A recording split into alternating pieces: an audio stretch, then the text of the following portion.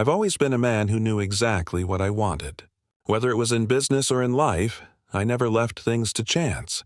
Running a leather tanning company down in Griffin, Georgia, keeps me on my toes. The kind of work that demands patience, precision, and the stomach for imperfection.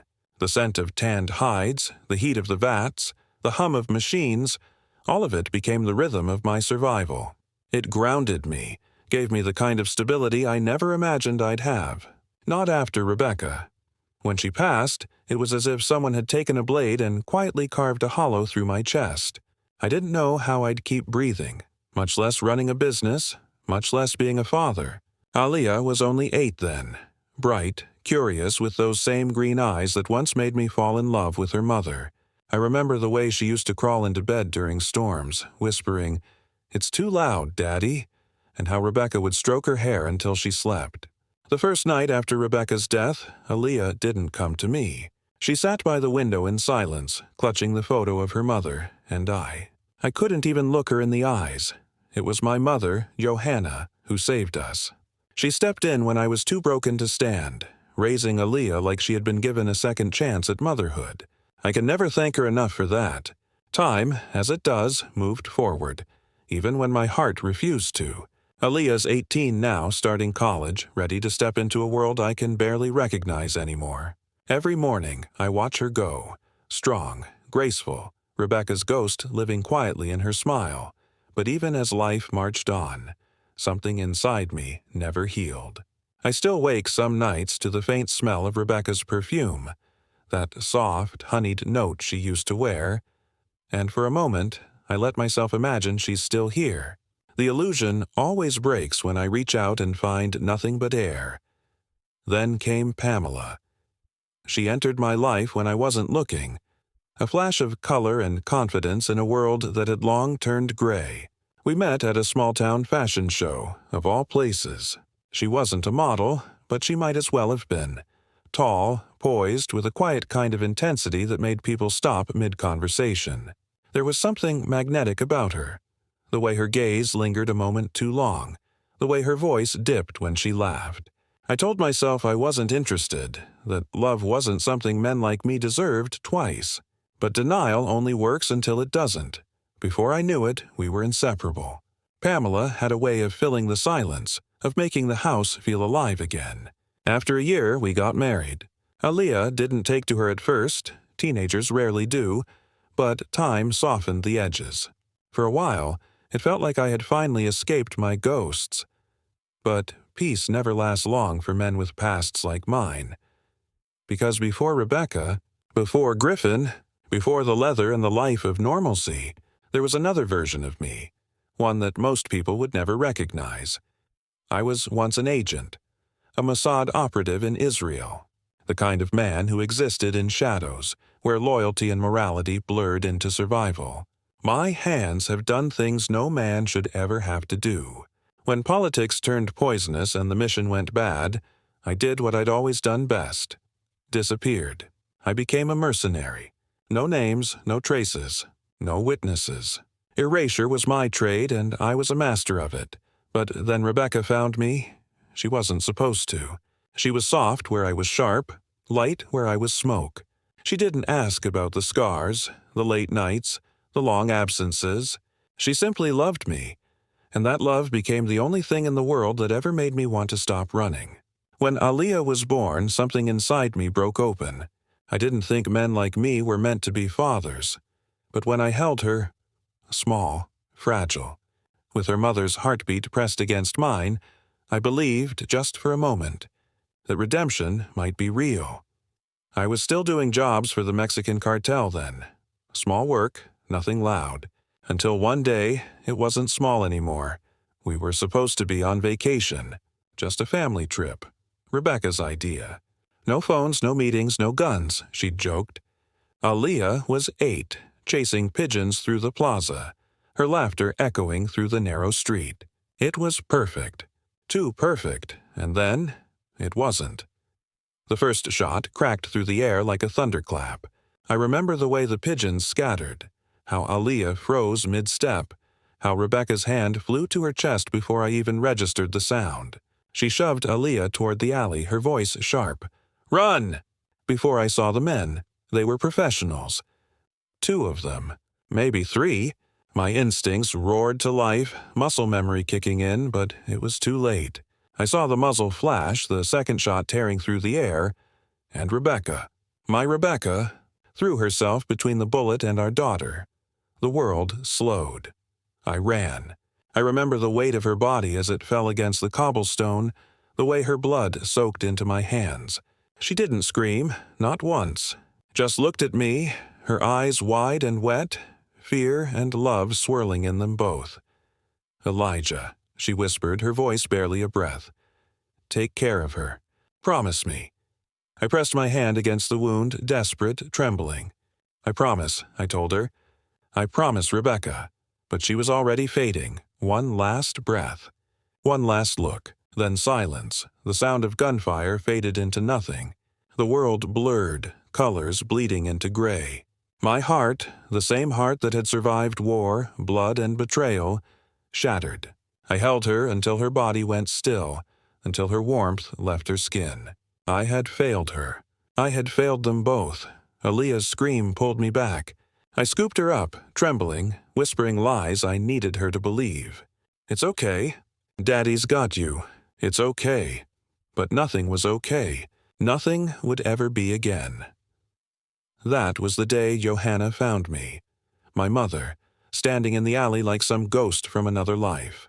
I hadn't seen her in years, but there she was, her eyes filled with both fury and pity. "Elijah," she said, her voice low and steady, "you need to stop. This life, it's killing you." I remember staring at her, blood on my hands, Rebecca's body still warm behind me. "You don't understand, Ma," I whispered. "I don't know how to stop." The street was quiet except for the wind, and in that silence something dark began to grow in me, something that wouldn't die easily, because love can break a man, but revenge can bring him back to life. Johanna sighed deeply, the sound heavy with a lifetime of disappointment and love entwined in equal measure. She crossed the room slowly, her steps soft against the wooden floor until she stood right in front of me, close enough that I could see the tears she refused to let fall. Her voice, when it came, was steady but cutting, a quiet storm beneath its calm surface. "You can," she said. "You will. For Aaliyah. You owe it to her." Her words landed like a blow, cold, precise, unavoidable. For a moment, I just stared at her, chest tight, my mind flickering through every mistake I'd made, every lie I'd told myself. She was right. God help me, she was right. I'd been living in a nightmare of my own making, running from ghosts that no longer had names, and it had cost me everything that mattered. That day, in that small, silent house that still smelled faintly of Rebecca's perfume, I made a promise. I would change. I had to, and for the first time in years, I did. Walking away from the cartel wasn't an act, it was an amputation, the kind of cut that leaves you bleeding long after the wound closes. But I did it. I turned my back on that world of smoke and blood, on the calls that came at midnight, on the money that meant nothing once Rebecca was gone. I had cash stashed away, enough to start over, but it didn't mean a damn thing. What I needed was something real, something that could give Aaliyah a life untouched by the shadows that had nearly swallowed me whole. That's when I started the leather tanning business. It wasn't glamorous, not like the life I'd known. It smelled of sweat and earth, of sun-baked hides and tannin, but it was honest. For the first time in my life, my hands built something instead of destroying it. I poured everything I had into the work. Each piece of leather that passed through my hands became another piece of me rebuilt, one scar at a time. The years went by. Slowly, the noise in my head quieted. Aaliyah grew into the kind of young woman Rebecca would have been proud of. Graceful, fierce, endlessly curious. I used to watch her studying late at night, her headphones in, humming softly, and I'd think, maybe this is it. Maybe this is what peace looks like, but even peace leaves room for ghosts. There were nights when I'd wake from dreams of Rebecca calling my name, and the silence after would feel like a blade twisting in my ribs. The ache never left. It just learned to whisper instead of scream. Then came Pamela, and for a while it was good again. Or at least I thought it was. We were home late one evening, still riding the afterglow of a fashion show she'd helped organize. She looked radiant that night. Champagne dress, gold earrings catching the light as she laughed. I remember thinking how surreal it was that someone like her had chosen me. It was around 11 p.m. when the phone rang, a number I didn't recognize. I almost ignored it. God, I wish I had, Mr. Elijah. The voice on the other end was calm, professional. A cop. Are you Aaliyah's father? My pulse stuttered. Yes, I am. What's going on? We need you to come to the hospital, sir. Your daughter is in serious condition. For a moment, I forgot how to breathe. My grip tightened around the phone until I thought it might crack. What happened? Is she okay? I can't go into details right now, he said gently. Just get here as fast as you can. The world tilted. I barely heard the rest. My heart was a drum in my chest, pounding so hard it drowned out everything else. I hung up and turned. Pamela was lounging on the couch, a half-empty glass of wine in her hand, flipping through some glossy magazine. She looked up when she saw my face. What is it? She asked, eyes narrowing. It's Aaliyah, I said, voice trembling despite every effort to hold it steady. She's in the hospital. They said she's in serious condition. I reached for my jacket, my mind already a blur of worst-case scenarios. But then, she said it, go alone. I froze. What? Pamela didn't even look up from her magazine. You don't need me there, Elijah. It's family. I'll stay here. Her tone was flat, detached, like she was declining an invitation to dinner, not dismissing the single most devastating moment of my life. I stared at her, trying to process it, trying to make sense of how a woman I'd let into my home, my heart, could sound so indifferent. But there wasn't time. Aaliyah needed me. I didn't waste another word. The drive to the hospital felt like an eternity. The road was empty. The world outside a blur of headlights and rain. My knuckles were white on the steering wheel. Every second that passed felt like a punishment. Questions kept hammering through my skull. Was she hurt? Was it a crash? Did she call for me? By the time I reached the hospital, I was half out of the car before it even stopped. The sterile glow of the emergency room hit me like a slap. I spotted the officer immediately. The same voice from the phone. Mr. Elijah, he said, stepping forward. Come with me. We'll talk on the way. I followed, barely hearing him. The hallway stretched endlessly, lit by buzzing fluorescent lights that flickered in and out like bad memories. I could feel my pulse echoing in my ears, drowning out his words until he finally turned to look at me. Your daughter was found at home, he said quietly. There was a confrontation. She's in rough shape. He hesitated, his voice lowering to something almost apologetic. I'm sorry, but it doesn't look good. The words hit harder than any bullet I'd ever taken. My chest went cold. My knees buckled. What do you mean, confrontation? Was she... My voice cracked before I could finish. He looked down. Your neighbor called 911 after hearing screams. When the officers arrived, they found your daughter. She'd been beaten badly. And sexually assaulted. We're trying to figure out who did it. At first we thought it might be a home invasion, but nothing was stolen. The world went silent. I could see his lips moving, but I didn't hear anything. All I could see was Aaliyah, my little girl, 8 years old again, laughing in the sun, and the image shattered under the weight of his words. By the time we reached her room, my heart felt like it was breaking open. Dr. Edwards met me at the door. Tall, tired, eyes heavy with the kind of empathy only doctors who've seen too much can muster. Mr. Elijah, he said softly, shaking my hand, I know this is hard to hear. Your daughter is in critical condition. We've placed her in a medically induced coma to stabilize her. She's sedated. It's the best chance her body has to recover. I nodded numbly, my throat tight.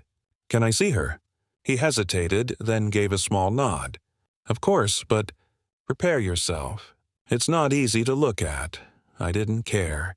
Nothing could be harder than not seeing her. As I stepped into that room, every noise faded. The machines, the footsteps, the world itself.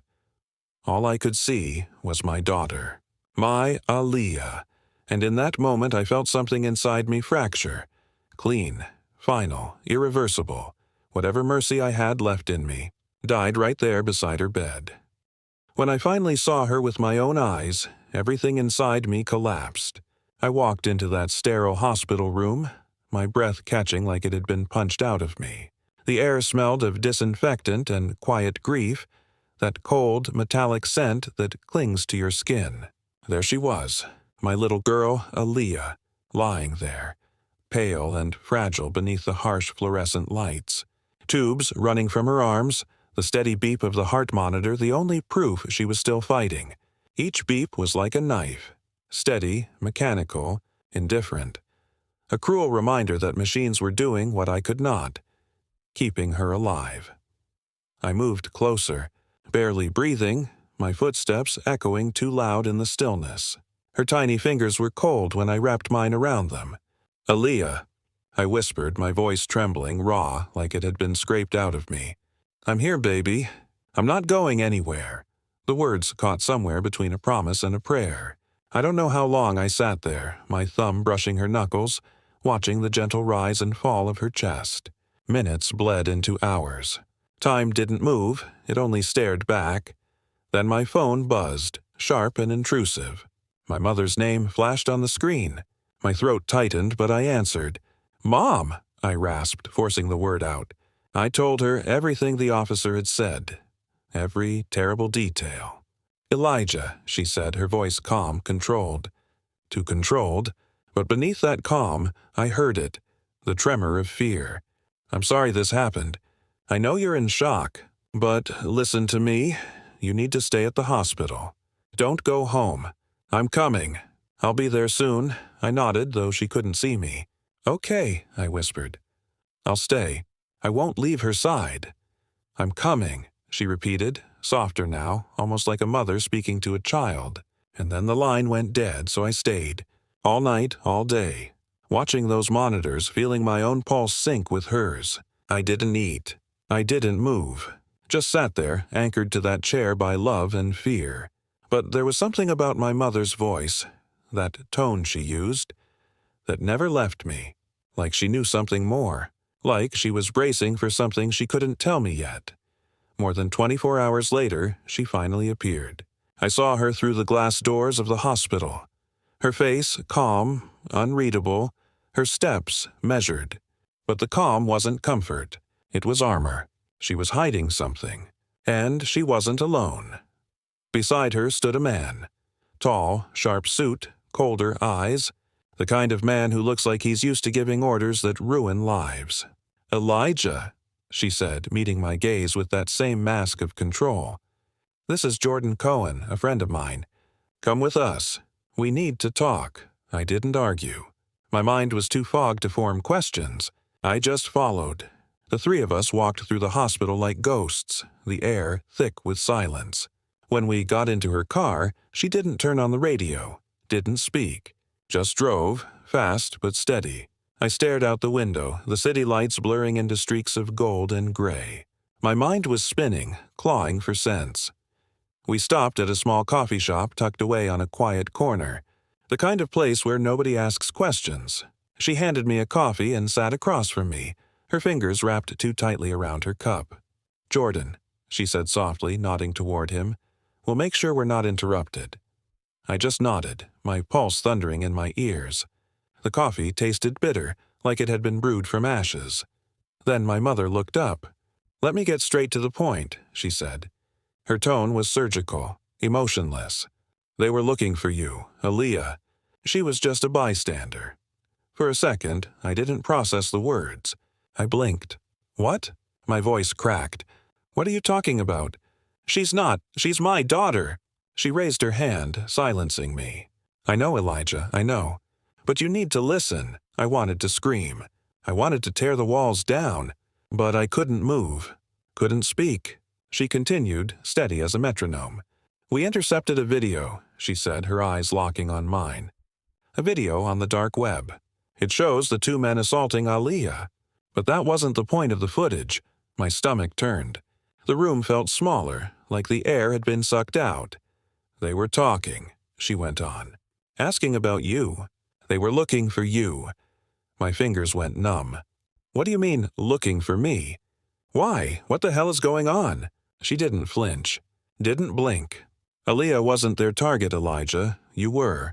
She was just in the wrong place at the wrong time. It felt like the ground gave out beneath me. My vision blurred. For a moment I thought I might pass out. Why? Why now? I whispered. Why me? Jordan Cohen shifted beside her, silent but observant, like he was measuring every breath I took. I was about to ask him what he knew when my mother spoke again, her voice clipped, businesslike. I had your house covered by cameras, she said. Both you and Pamela's phones were tapped. My people were tracking you. What? I snapped, disbelief turning to anger. You did what? She ignored me. It's not just the men who attacked Aaliyah. The Mossad and the cartel. They're both after you, Elijah. They want you. And I had to do everything I could to protect you. The words hit me like a blow. Mossad. The cartel. The two very names I'd spent years running from. The same demons I'd buried when I promised Rebecca I would change. I stared at her, fury rising in my chest. And you're just telling me this now? My voice shook. You knew all this and you said nothing? Her eyes hardened. I have to protect my family, Elijah. That means you. Aaliyah. Myself. Sometimes that means doing things you don't understand. She took a slow, deliberate breath. You've been on their radar for a long time, but this is bigger than you think. I leaned forward, my pulse hammering. What do you mean bigger? She met my eyes, and for the first time since she'd arrived, I saw fear flicker there. Real fear. Then she said, almost in a whisper, because it's neither the cartel nor the Mossad anymore. The air went still. The sounds of the cafe faded. The hum of conversation, the hiss of the espresso machine. All gone. Only her words hung there, heavy, final, and in that silence, I realized, whatever nightmare had begun, it was only just starting. A third enemy. The words hit me like a bullet. I stared at my mother, disbelief curdling into something darker. A third enemy. I repeated, my voice low, shaking with restrained fury. What the hell are you talking about? First Mossad, then the cartel, and now you're telling me there's someone else behind all this? She didn't flinch, didn't even blink. Her expression hardened, her gaze sharpening into steel. It's not the cartel, she said quietly. Not Mossad either. A pause, long enough to make my pulse roar in my ears. It's your wife, Elijah. The world stopped moving. Pamela? I whispered. What are you saying? She planned the whole thing, my mother continued, her tone flat, merciless. She hired those men to kill you. For a moment I couldn't breathe. My hand trembled as I set my coffee cup down, the sound of porcelain against wood far too loud. My heart was thundering now, my pulse racing through every nerve in my body. And then it hit me. The prenup. That damn document I'd once joked about. If she divorced me, she'd get nothing. But if I died, she'd get everything. My mother didn't look away. Her voice was steady, terrifyingly so. That's right. It's all in the prenup. She knows that. That's why she hired those two amateurs to do the job. But they screwed up. They got the time and date wrong. We've intercepted their communications. Pamela didn't plan it right, and now you know. I sat there frozen, my thoughts crashing into each other like shards of glass. My own wife, the woman I'd shared my bed, my home, my trust with, had tried to end me. And the truth, my mother continued, her tone darkening, is that we've been watching everything. The phones, the conversations, every word. I leaned back in my chair, eyes locked on hers. My chest was tight, fury slowly burning through the shock. You've been deep in this from the start, I said, my voice hoarse but steady. You cut a deal with Mossad, didn't you? A faint smile curved her lips, the kind that hides more than it reveals. Yes, 10 years ago, she said calmly. They let go of you. A bitter laugh escaped me. The cartel won't come after me. The men I trained are running their world now. They owe me their empire." She nodded once, a flicker of pride in her eyes. "That's right. You did your job well." For a few seconds, neither of us spoke. The tension sat thick between us. History, blood, betrayal, all of it wrapped in silence. Then I reached into my pocket and pulled out my phone. My fingers hovered for a moment, then dialed a number I hadn't called in years. It only rang once. "Long time," a gruff voice said on the other end. "Didn't think I'd hear from you again." Even in the storm of everything crashing down, I couldn't help but smile. "It's time for the cleaner to clean some stuff," I said, my voice steady now. "I'm sending you 2 faces. I want their location by evening." "Understood," he said without hesitation. "Consider it done." I ended the call and leaned back, my jaw tightening.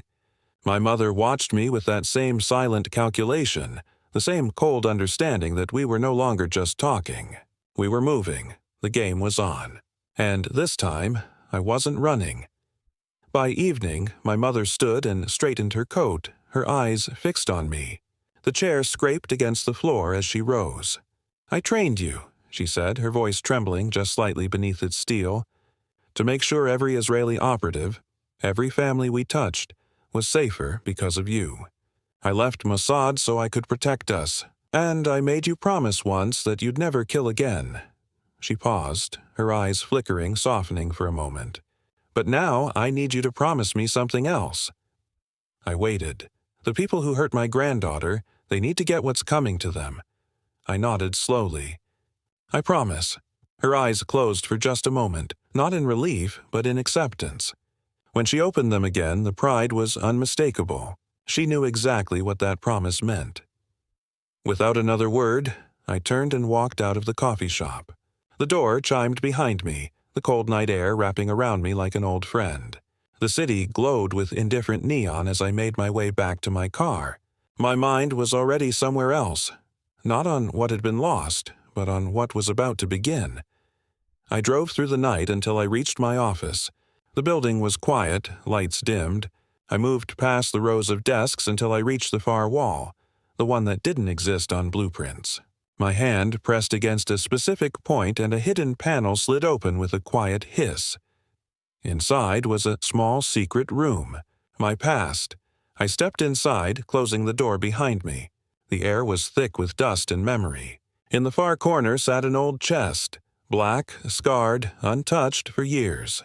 I knelt beside it, my fingers brushing over its rough surface before unlatching it open. Inside lay my old life, neatly folded, waiting.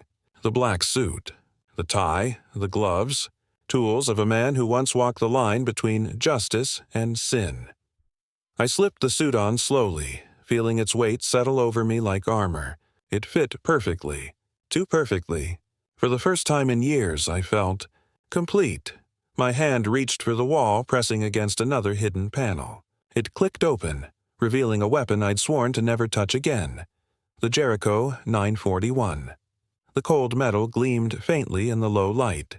I ran a thumb across its frame, the weight familiar, grounding. "Time to get to work," I muttered under my breath, disengaging the safety. The quiet click echoed through the room like a ritual beginning. Then my phone buzzed. I checked the screen. A message from the cleaner. "Location, just outside town, the bar." And below it, another line. "My men are already there. They know who you are." No hesitation. Minutes later, my engine roared to life. The highway blurred beneath me, headlights cutting through the darkness. 30 minutes passed in silence, only broken by the rhythm of my heartbeat. When I pulled into the gravel lot, the night was sharp and cold. The bar ahead looked like every mistake waiting to happen. Small, run down, with flickering neon that buzzed weakly in the wind. I stepped out, adjusting my jacket, and walked inside. The instant I crossed the threshold, the energy changed. The laughter dimmed. Conversation stopped mid-sentence. The air thickened with tension. At the counter, 2 men sat drinking, laughing, unaware that their time was about to end. I recognized them immediately. The faces from the photos. The men who had hurt my daughter. As I walked deeper into the room, the shift was subtle but immediate. Men in the corners rose to their feet. The door behind me clicked shut. The bartender disappeared. Within moments, the place was sealed. 20 men, silent, watching, but I didn't stop.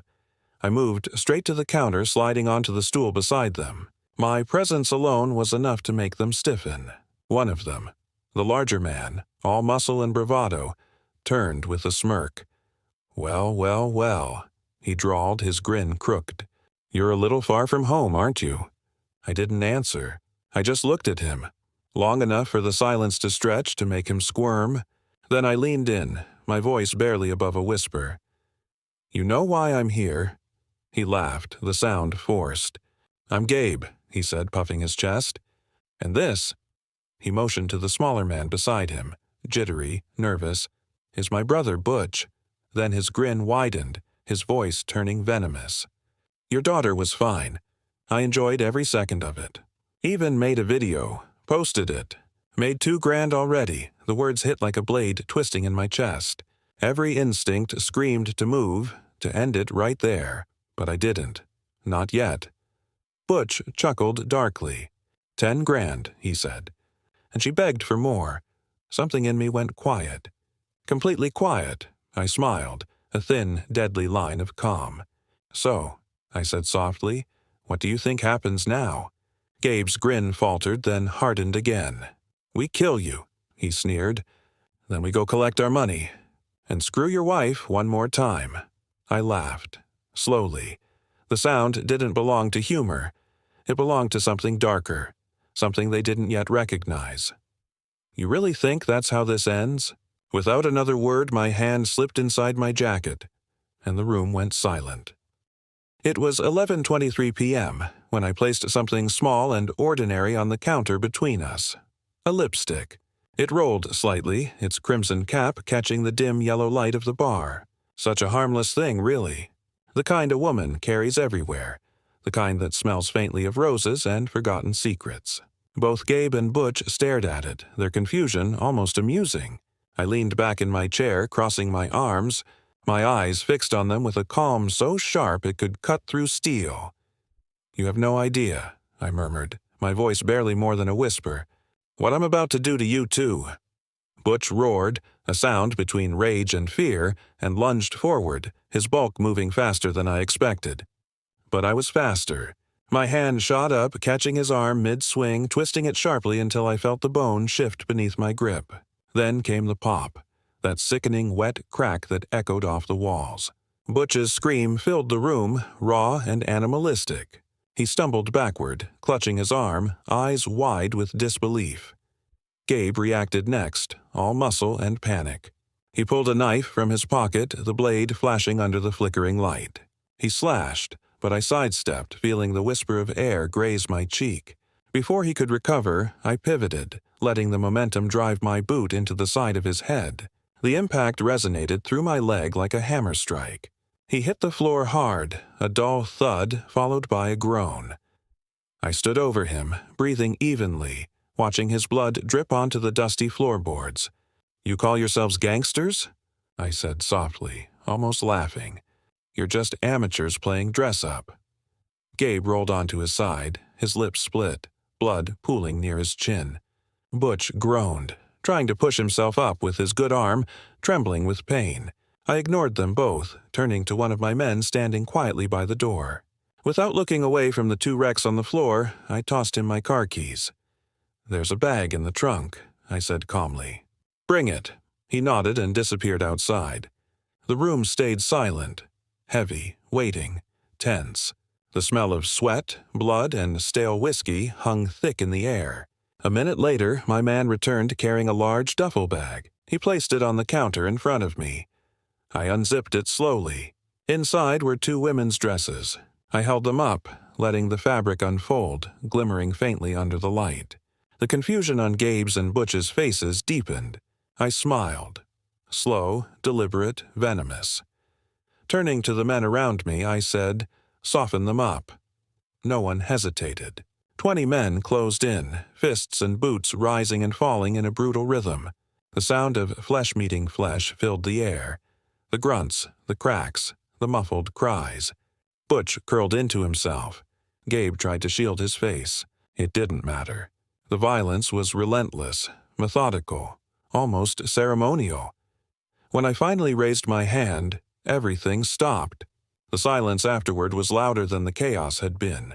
Gabe and Butch lay sprawled across the floor, their faces swollen, their breaths ragged. Blood dripped from their noses onto the wood. I stepped forward, dropped the dresses onto them. "Wear it," they hesitated. I crouched, grabbed Gabe by the hair, forced his head up so he could see the coldness in my eyes. "I won't repeat myself." With trembling hands, they obeyed. They slipped the dresses over their broken bodies, wincing with every movement. When they stood again, swaying, humiliated, laughter erupted through the bar. Whistles, cheers, the sound of mockery that cut deeper than any knife. I turned to one of my men. "Do they look good?" The answer came back in unison. Loud, cruel, perfect. The laughter swelled again, bouncing off the walls like music from hell. I let it build, let the shame burn into them before I raised my hand once more. Silence fell. "Then have them," I said. I turned back to the counter, poured myself another drink, and took a slow sip as chaos unfolded behind me. The sounds of fists, kicks, and agony filled the air once again. I didn't turn around. The bartender, an older man with sharp eyes, said nothing. He just refilled my glass when it emptied. I nodded my thanks. He knew better than to ask questions. 3 hours later, it was over. Gabe and Butch lay crumpled in a heap, their dresses torn and soaked in blood. Their breathing was shallow, their spirits crushed. I stood, dusted off my jacket, and turned to one of my men. "Take them to my tannery," I said. He nodded, grabbed Gabe by the collar, dragging him toward the door. Another man hauled Butch up, his body limp. Neither resisted. They couldn't. As they disappeared into the night, I pulled out my phone and dialed a number. Pamela answered on the second ring, her voice soft, sweet, too sweet. "How's Aaliyah?" she asked. I clenched my jaw, but my voice stayed calm. "She's in a coma. It'll take time for her to recover." There was a pause on the line. Maybe guilt, maybe just a performance. I didn't care. She didn't know she'd already been caught. "I need a break," I said, sighing. "A friend's hosting a lavish party. Come with me." Her tone shifted instantly, curiosity mixing with excitement. "A party? Where?" "It's exclusive," I said. "High-end. Just what we need," she chuckled softly. "That sounds amazing. I'd love to go." I smiled, but not with warmth. "Perfect. I'll pick you up at 8. 2 hours later, she greeted me at the door in a shimmering dress, eyes gleaming. "Tell me about this party," she said, looping her arms around my neck. "It's an old business partner of mine," I replied. "He made it big. This is his way of celebrating." Her grin widened. "Sounds fun. I can't wait. Go get ready," I said. "We leave soon." An hour later, we were at the airport. She gasped when she saw the private jet waiting under the floodlights, running her hand along the smooth leather as we boarded. "This is incredible," she whispered. I just nodded, staring out the window as the engines roared to life. The flight was silent, save for her soft humming and the faint rattle of ice in her glass. When we landed in Tijuana, a black car was already waiting for us. The driver, a huge man in sunglasses, nodded curtly and opened the door. Pamela hesitated, glancing around. "This place feels different. Are you sure this is safe?" "Don't worry," I said with a quiet chuckle. "My friend owns this whole area. No one will touch us." She relaxed, smiling again. We drove through dimly lit streets until the gates of a grand estate opened before us. Golden light spilled out from the mansion, laughter and music drifting into the night. "Wow," she breathed. "It's beautiful." I placed a hand on her back and guided her forward. Inside, we were greeted by a woman who led us through the marble halls to a lavish room. Pamela's eyes sparkled as she ran her fingers along the furniture. Then the door swung open. A man entered, short, broad-shouldered, dressed in a tailored suit. His grin was wide, his eyes sharp. "Senor Elijah," he greeted warmly, pulling me into an embrace. "Long time," I smiled faintly. "Santiago Mesa Lopez." He turned to Pamela, taking her hand with a flourish. "And you must be his wife. A pleasure." He kissed her knuckles gently. "Your husband taught me everything I know." Pamela raised a brow. "Oh, what did he teach you?" Lopez grinned wider. "He taught me how to cook," she laughed lightly. "He never cooked for me," he chuckled, eyes glinting. "Don't worry, Carita. Tonight he will. I'll make sure of it." As the sun disappeared behind the hills, the estate came alive. Chandeliers glowing, laughter swelling, champagne flowing. Pamela stood before the mirror, adjusting her red gown. A knock came at the door. I opened it to find a man in a crisp suit holding a sleek black box. "The package you ordered, Senor Elijah." I nodded, thanked him, and closed the door. Pamela turned curious. "A gift?" I smiled, opening the box to reveal a pair of elegant ankle-strap heels. Her eyes lit up. "They're beautiful." She slipped them on, admiring herself in the mirror, then came to me and kissed me softly. "I love them," she whispered. "Good," I said, taking her hand. "Shall we?" Arm in arm, we stepped out, down the golden hallway, the music echoing faintly in the distance, unaware that the night ahead would change everything. The courtyard was too quiet. Lanterns swayed softly in the evening breeze, their golden light flickering against the marble pillars and polished silverware. Pamela frowned, her brows knitting as she looked around. The long dining table stretched before us like something out of a dream. White linen, golden cutlery, crystal glasses that shimmered like stars, but not a single guest in sight. The air felt thick, wrong somehow. "You said this was a party," she murmured, her voice uneasy as her heels clicked softly against the marble floor. "Where is everyone?" Before I could answer, Lopez, towering in his black tuxedo, his smile all teeth and shadows, let out a deep chuckle that vibrated through the still air. "Ah, Senora Pamela," he said smoothly, "we don't need guests. But trust me, this party will be lit." The way he said it, soft, almost playful, made something in her flinch. I saw her fingers twitch, her breathing quicken just slightly. But she hid it well, forcing a polite smile as she turned toward the table. At the center, two massive silver domes gleamed beneath the lanterns. Perfectly polished, perfectly still, Lopez gestured grandly to a chair. "Please sit." Pamela hesitated, glancing at me for reassurance. I gave her a calm nod. Reluctantly, she lowered herself onto the cushioned seat. I circled around the table, taking my place opposite her. The space between us felt heavy, like the moment before a storm breaks. Lopez gave a subtle nod. Two of his men stepped forward, their shoes echoing on the marble floor. They lifted the heavy domed lids and set them gently before Pamela. Her laugh came out thin, trembling. "Quite the setup," she murmured.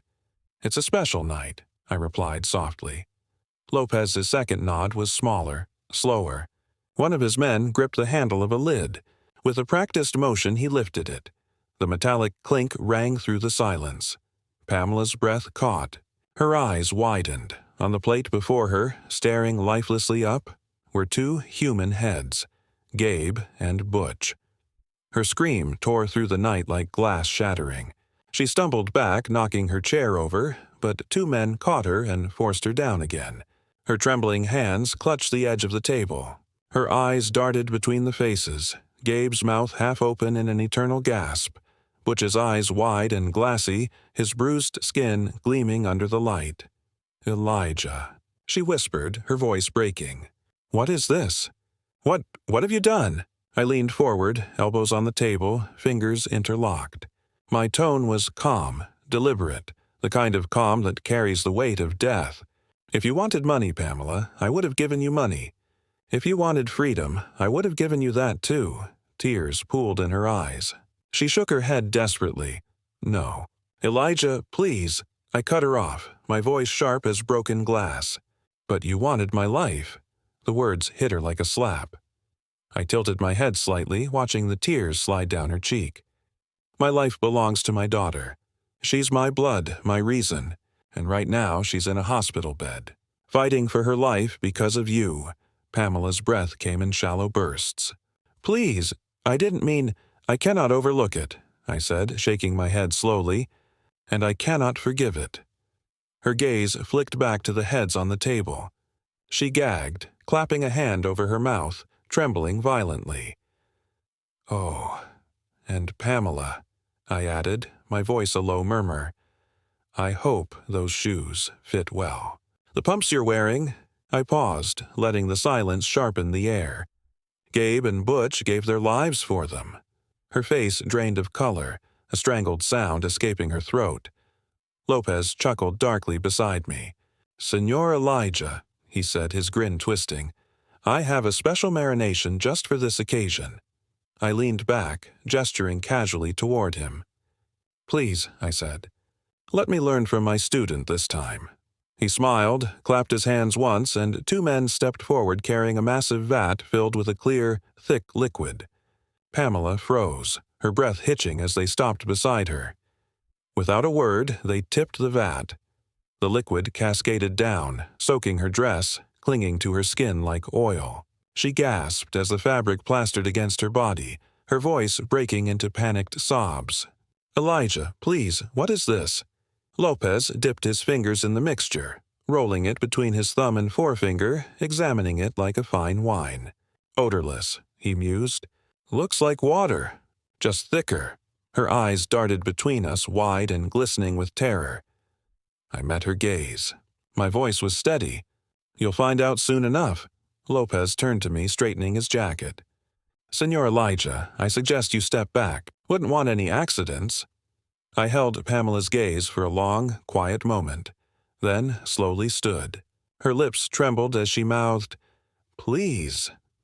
I stepped back. Lopez smiled, pulling a matchbox from his pocket. "As I said," he whispered, striking the match with a hiss, "this party will be lit." The tiny flame danced, golden and hungry. Pamela's eyes widened in sheer horror. "No," she sobbed. "No, please, Elijah, please." Lopez let the match fall. The world slowed. The flame tumbled lazily through the air, a fragile thread of light spinning in the darkness. Then it landed. The explosion of heat and light roared to life. Pamela's scream vanished beneath it, swallowed by the inferno. The room glowed orange, the smell of burning oil and flesh rising thick and acrid. I stood still, watching the fire consume everything. Then my phone buzzed. The name on the screen made me exhale. "Mother," I answered. Her voice was soft. "Aaliyah is awake. She's out of the coma." For the first time in days, I smiled. "Send me a picture," I said quietly. As the fire raged behind me, I raised my phone, took a photo of the inferno, the flames twisting, the shadows dancing, and sent it to her. A moment later, a single emoji appeared on the screen. Approval. I slipped my phone back into my jacket and turned toward Lopez, who now stood beside me in silence. The firelight painted his face in shifting shades of gold and red. "Is Aaliyah all right?" he asked softly. I nodded once. "She'll live," he sighed, eyes distant. "I lost my little angel years ago," he said quietly. "It hurts to see angels suffer." I looked back at the flames. "As long as there are demons," I murmured, "angels will get hurt. It's up to us how many demons we can slay." Lopez's expression darkened, but he nodded slowly. "You should not have come out tonight, Senor Elijah. You could have called. I would have handled this." I chuckled softly. "I was missing this." He laughed too, low and dangerous. Then his eyes sharpened. "Speaking of missing fun, there's a man in Texas, Ralph. He's taken a few of my men. He wants me dead." I turned to him, meeting his gaze head-on. "Then let him come," I said. "He has no idea what he's walking into." The fire crackled behind us, painting the night in shades of vengeance. "And neither," I whispered under my breath, "will anyone else."